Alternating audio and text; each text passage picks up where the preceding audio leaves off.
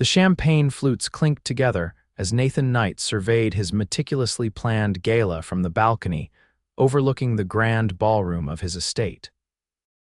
Everything was perfect, from the crystal chandeliers casting a warm glow over his 400 elite guests to the string quartet playing softly in the corner. Yet something felt missing, and the 34-year-old shipping magnate couldn't quite place what it was. "Sir, we have a situation with the caterers," his assistant murmured beside him. Nathan sighed. The Wellington Charity Gala was his most important social event of the year, raising millions for children's education in developing countries. Nothing could go wrong. "Where's the event coordinator?" he asked, straightening his custom Tom Ford tuxedo. "That's the problem, sir. Miss Garcia called in sick at the last minute. Her assistant is handling everything, but there's an issue with the main course timing." Nathan's jaw tightened. "Take me to whoever's in charge." His assistant led him through the crowd of New York's wealthiest socialites and business titans. As they approached the service entrance to the kitchen, Nathan heard a clear, authoritative voice. "The soufflé waits for no one. We serve them now or they collapse." Mr. Knight specifically requested them. Nathan paused in the doorway, intrigued by the woman commanding his kitchen staff with such confidence. She stood with her back to him, auburn hair swept up in a practical twist, gesturing with a tablet in one hand while balancing a clipboard in the other. Her black dress was simple but elegant, clearly chosen to blend into the background rather than stand out. "I believe Mr. Knight would prefer properly executed soufflés over punctuality," he said, stepping into the room. The woman turned, and Nathan felt an unexpected jolt. She had striking green eyes that widened in recognition, freckles dusted across her nose, and full lips that parted slightly in surprise. "Mr. Knight," she recovered quickly, extending her hand. "Danielle Zhao, I'm filling in for Alina tonight." Her handshake was firm, professional. "I understand there's an issue with timing." "Nothing I can't handle," Danielle replied confidently. "The chef insists the soufflés need to be served immediately, which would put us 15 minutes ahead of schedule. I can adjust the speeches accordingly if you approve." Nathan found himself studying her face. There was something refreshingly direct about her manner, a stark contrast to the calculated charm of the women who typically sought his attention. "I trust your judgment, Miss Zhao. The soufflés were my grandmother's recipe. I'd hate to see them ruined." A genuine smile transformed her face. "Then we serve them now. I've already briefed the wait staff." She turned to the hovering chef. "Proceed with service." Nathan watched as she smoothly coordinated the staff, making split-second decisions that revealed both experience and intuition. "How long have you worked with Alina's company?" he asked when she returned her attention to him. 3 years. Normally, I handle corporate events, not private galas." She glanced at her tablet. "I should check on the auction setup. The timing adjustment affects that too." "I'll walk with you," Nathan said, surprising himself with the offer. "I'd like to hear more about how you're managing to save my evening." Danielle gave him a sideways glance as they exited the kitchen. "Your evening was never in jeopardy, Mr. Knight. Alina runs a tight ship, and she trained me well." They walked through a service corridor toward the east wing where the charity auction items were displayed. Nathan found himself charmed by her efficiency and lack of pretense. "What did you do before event planning?" he asked. "I was a stage manager for Broadway productions," she replied. "Similar skill set, keeping creative personalities on schedule while preventing disasters the audience never sees." "And what made you switch careers?" Danielle paused before answering. "I wanted predictable hours, honestly. Theater life is exhilarating but exhausting, and I still get to create experiences, just different ones." As they entered the auction room, Nathan noticed how she scanned the space, her eyes catching a misplaced display that even he hadn't noticed. She excused herself to adjust it, speaking quietly to a staff member. For the rest of the evening, Nathan found his attention repeatedly drawn to Danielle as she moved efficiently through his home, solving problems before they arose. She was neither intimidated by the wealth surrounding her nor impressed by it, a quality he rarely encountered. The gala proceeded flawlessly. The soufflés were perfect, the auction raised a record amount, and as the evening wound down, Nathan found himself by the grand piano, watching Danielle check items off her list. "Miss Zhao," he approached her, "I'd like to thank you personally for salvaging this evening." She looked up, tucking a stray strand of hair behind her ear. "Just doing my job, Mr. Knight. The gala was a success by any measure. Nevertheless, I'm impressed." He hesitated, then added, "Would you consider coordinating my events personally in the future? I host several throughout the year." Danielle's expression revealed nothing. "That would be Alina's decision, but I'll certainly mention your request to her." "I'd like to hear your decision as well," Nathan said, surprising himself with his persistence. Something flickered in her eyes' interest, perhaps, or wariness. "I'll consider it," she finally said, "but now I need to oversee the vendor departures." As she walked away, Nathan realized what had been missing earlier: authenticity.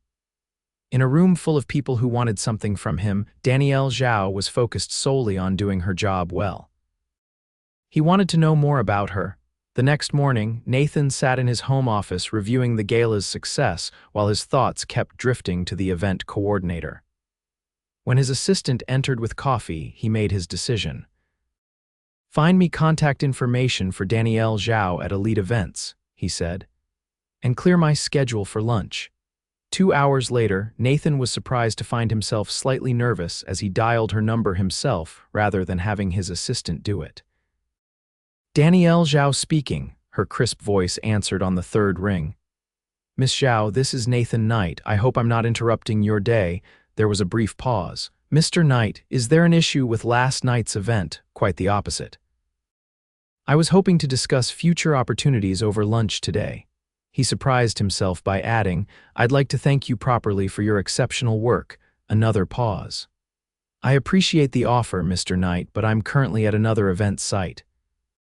"Perhaps we could schedule a formal meeting with Alina next week." Nathan recognized the professional deflection.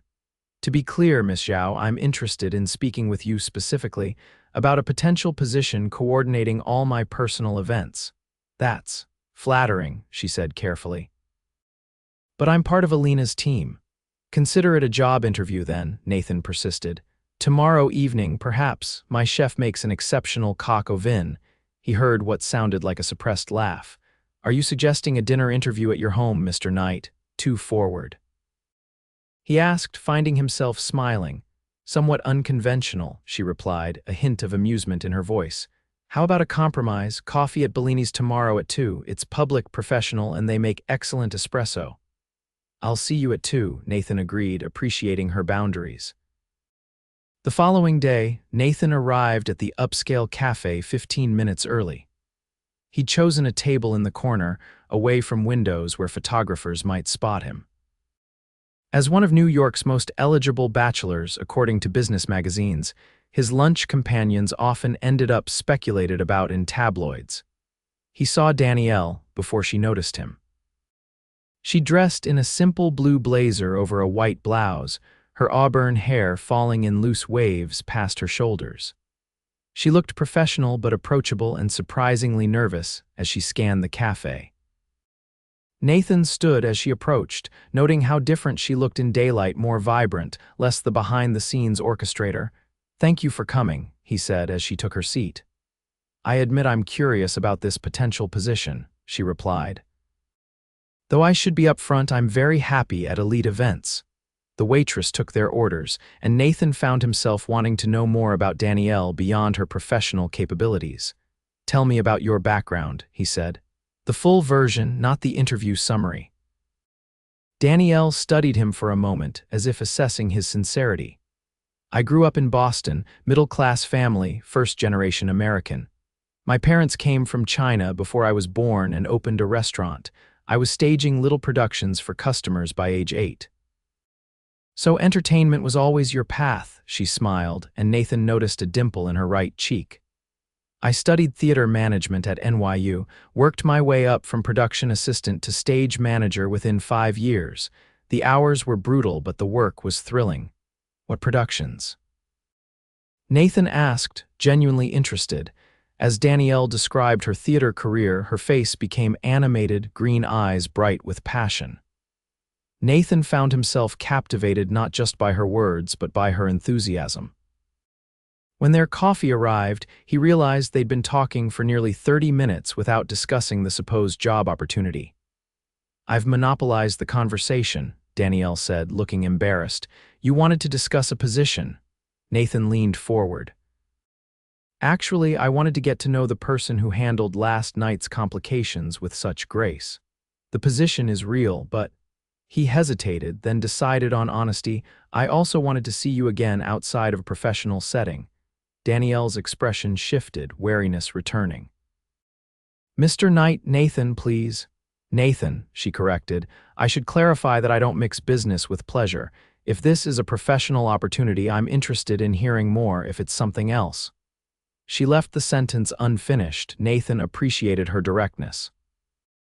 "It started as a legitimate business proposal. You impressed me, but I'd be lying if I said I wasn't also personally intrigued." Danielle sipped her coffee, considering him. "Then I should probably decline both the job and the implied dinner invitation." "What if I promise to keep things strictly professional?" Nathan countered. "The position is real, and based on what I observed, you'd be perfect for it." "What exactly would this role entail?" she asked after a moment. Nathan outlined his vision: a dedicated coordinator for his 6 annual charitable events, plus various smaller functions. The salary he mentioned made Danielle's eyebrows rise slightly. "That's considerably more than my current position," she said frankly. "I value excellence," Nathan replied. "And I suspect you'd bring innovations I haven't even considered." Danielle tapped her finger thoughtfully against her cup. "I'd need to give proper notice to Alina. She gave me a chance when I had no experience in this industry." "Of course," Nathan agreed. "I wouldn't expect anything less." She studied him. "And the personal interest you mentioned," Nathan met her gaze directly. "I find you refreshing, Danielle, but I respect professional boundaries. If you take this position, our relationship would be strictly business until or unless you indicated otherwise." A smile played at the corners of her mouth. "That's a very diplomatic answer." "I'm known for my negotiation skills," he replied with a smile of his own. "I'll need to think about it," Danielle said. "And I'd want everything in writing: responsibilities, expectations, reporting structure." "I'll have my HR department prepare a formal offer," Nathan said, pleased she was considering it. "May I call you once it's ready?" "You may," she agreed, then glanced at her watch. "I should go. I have a corporate luncheon to oversee at 1. As they stood to leave, Nathan felt a reluctance to end their conversation. "Regardless of your decision about the position, I enjoyed talking with you, Danielle," she smiled, more relaxed now than when she'd arrived. "Likewise, Nathan." 3 weeks later, Danielle stood in Nathan's home office, reviewing plans for his upcoming technology innovation fundraiser. She had accepted his offer after careful consideration and a warm blessing from Alina, who had been thrilled for her Pradegay's advancement. "If we move the demonstration area here," she indicated on the blueprint, "we create better flow between the networking space and the auction room." Nathan leaned over to examine her suggestion, close enough that Danielle caught the subtle scent of his cologne. After working closely for nearly a month, she found it increasingly difficult to maintain professional distance. Nathan had been true to his word, never crossing the line he'd promised to respect, but there was an undeniable chemistry between them. "Makes sense," he agreed. "You have an eye for these details that I lack." "Years of blocking theatrical movements," she replied with a smile. "Everything is choreography, just on a different stage." Nathan's phone buzzed and he frowned at the screen. "I need to take this. It's the Tokyo shipyard." While he took the call, Danielle found herself studying him as he paced near the window. In the past weeks, she'd learned much about Nathan Knight beyond his billionaire persona. He worked incredibly hard, rising before dawn to coordinate with international shipping operations. He was generous not just with charity donations, but with his time, mentoring young entrepreneurs from disadvantaged backgrounds. And he made her laugh, something she hadn't expected from someone of his stature and wealth. When he ended the call, he looked troubled. "Problems?" she asked. "A typhoon is threatening our newest vessel's maiden voyage," he explained. We may need to delay departure, which impacts delivery schedules across 3 continents. Sounds stressful, Danielle said. Is there anything I can do? Nathan's expression softened. You're already handling the fundraiser beautifully. That's enough. He hesitated, then added, though I wouldn't mind some company for dinner. I've been on calls all day and could use a normal conversation. Danielle felt the familiar tension between professional boundaries and personal attraction. She'd promised herself she wouldn't become involved with her employer, no matter how drawn to him she felt. I should finish these layouts, she said, gesturing to the blueprints. Dinner as colleagues, Nathan clarified. In the kitchen, nothing formal. Marcella always makes enough for an army anyway. The casual invitation was harder to refuse. All right, she agreed, but I really do need to finalize these plans tonight. Later, seated at the kitchen island while Nathan's housekeeper Marcella served them her famous paella, Danielle found herself relaxing. This didn't feel like a date, it was simply 2 people sharing a meal after a long day. How did you get into shipping? She asked, genuinely curious. Nathan twirled his wine glass thoughtfully. My grandfather started with a single cargo vessel after World War II. My father expanded to a fleet of 10. I took over when he retired and focused on modernizing better technology, greener vessels, more efficient routes. And now, 43 ships crossing every major ocean, connecting businesses that might otherwise never find each other. He spoke with quiet pride. What about you? Do you miss the theater? Danielle considered the question. Sometimes I miss the electricity of opening night. The shared triumph when months of work culminates in those perfect moments before an audience. You don't find that in event planning, it's different, she explained. In theater, you're creating art, telling stories that move people. In my current role, I'm creating experiences that facilitate other purposes: networking, fundraising, celebration. But both require bringing vision to life, Nathan observed, orchestrating many moving parts into a seamless whole. Danielle smiled, surprised by his insight. Yes, exactly. Though I never had a venue quite as impressive as your estate in my theater days. This place, Nathan glanced around, it's too big for one person, honestly. My parents bought it when the shipping company first went international. I grew up here, but after they moved to their lake house upstate, it's felt empty. There was something vulnerable in his admission that touched Danielle. Behind the successful businessman was someone who perhaps felt as lonely as his grand house. Why keep it then? She asked gently. Family history, and it's perfect for hosting events that benefit causes I care about. He studied her face. What about you? Where do you call home? A 1-bedroom apartment in Chelsea, Danielle laughed, with more books than furniture and a view of the building across the street. Sounds cozy, Nathan said without a trace of condescension. It is, she agreed. It's mine. I bought it last year after saving for the down payment since college. Nathan raised his glass. To homes that reflect who we are, whether they're too big or just right. Their glasses clinked, and Danielle felt something shift between them, a deepening connection beyond employer and employee. As weeks turned into months, Danielle found herself becoming an integral part of Nathan's professional, and increasingly his personal life. They developed a comfortable rhythm, working closely on his charity initiatives while maintaining a careful boundary. Yet that boundary grew more tenuous with each shared late night, each successful event, each moment of connection over mutual accomplishments. The technology fundraiser had been a triumph, raising double the previous year's total. The autumn education gala had attracted new donors from emerging industries. Now, as December arrived, they were deep in preparations for the Knight Foundation's holiday benefit, the most prestigious event on Nathan's calendar. The governor confirmed he's attending, Danielle announced, entering Nathan's office with her tablet. That makes 3 senators, the mayor, and enough CEOs to form a small country. Nathan looked up from his computer, his face lighting up in a way that made Danielle's heart skip. Excellent work. The Children's Literacy Initiative will get the attention it deserves. Danielle sat across from him, reviewing her notes. The cellist you wanted isn't available, but I secured the principal from the Philharmonic instead.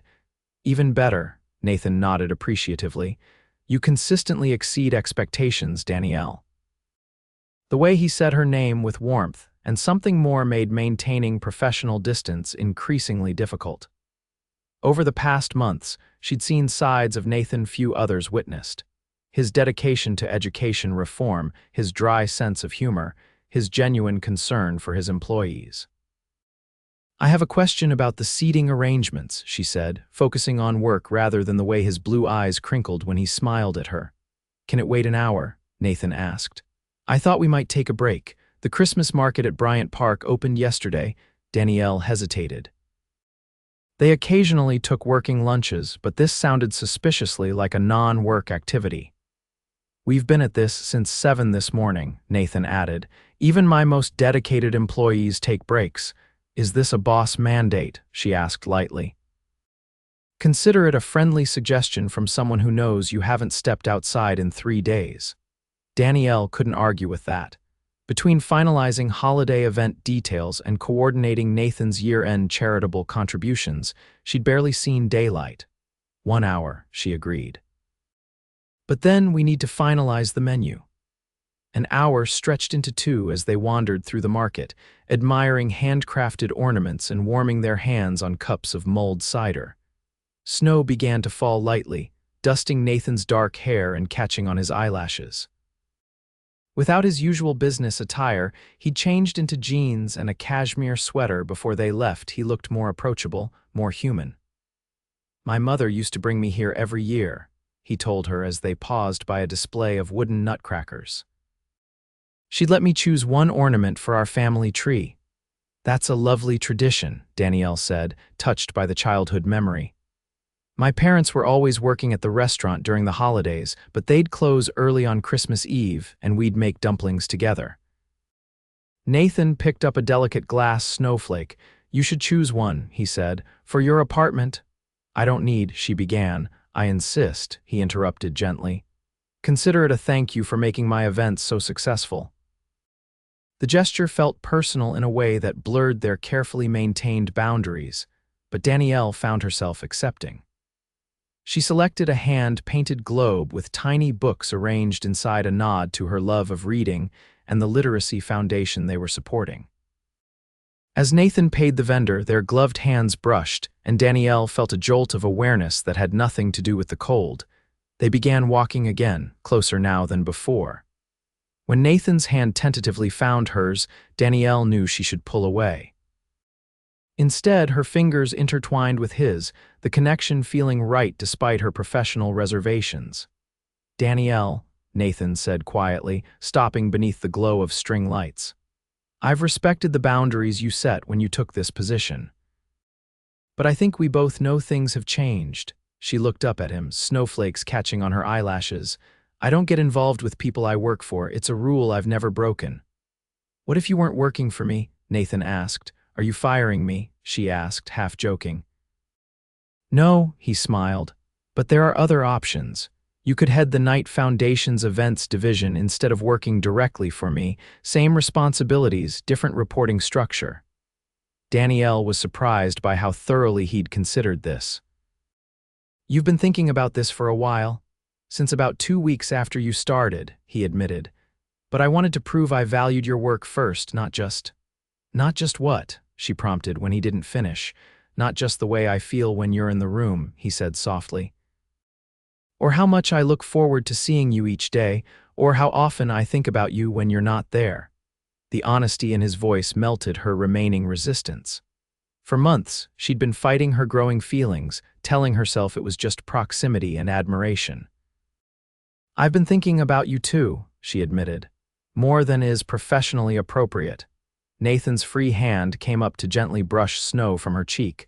"Then maybe we should stop pretending this is just a professional relationship." "It complicates things," Danielle warned, even as she leaned slightly into his touch.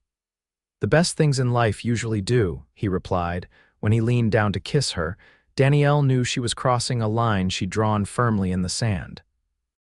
But as his lips met hers, warm and gentle in the cold winter air, she couldn't remember why that line had seemed so important. Their kiss deepened. and Danielle felt months of suppressed attraction crystallize into something powerful and undeniable. When they finally pulled apart, both slightly breathless, Nathan rested his forehead against hers. "I've wanted to do that since the night of the Wellington Gala," he confessed. Danielle laughed softly. "Even when I was ordering your kitchen staff around, especially then," he grinned. "You were magnificent." A sudden gust of wind made Danielle shiver, and Nathan wrapped an arm around her shoulders. "We should get you somewhere warm." "The menu still needs finalizing," she reminded him, though her thoughts were far from work details. "I have an idea," Nathan said as they walked toward the park exit.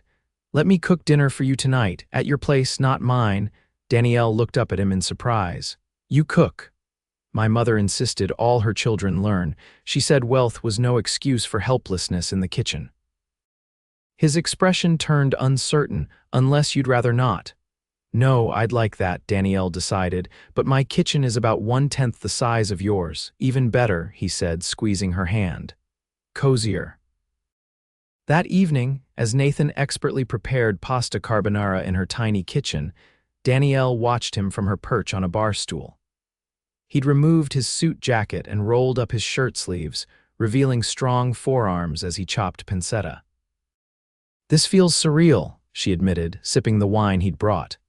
"Nathan Knight, billionaire shipping magnate, cooking in my cramped apartment." Nathan looked up with a grin. "Would you prefer the billionaire shipping magnate hired a private chef to prepare an elaborate 7-course meal?" "No," Danielle laughed. "This is much better, more real." "That's what I like about you, Danielle. You see the person, not the portfolio." He added garlic to the pan, the aroma filling her small space. "Do you know how rare that is in my world?" "I imagine it's difficult to know who to trust," she said thoughtfully. "It can be lonely," he admitted, his focus on the cooking. "Everyone wants something. Even people who claim to care often have ulterior motives." "And what do I want?" Danielle challenged gently.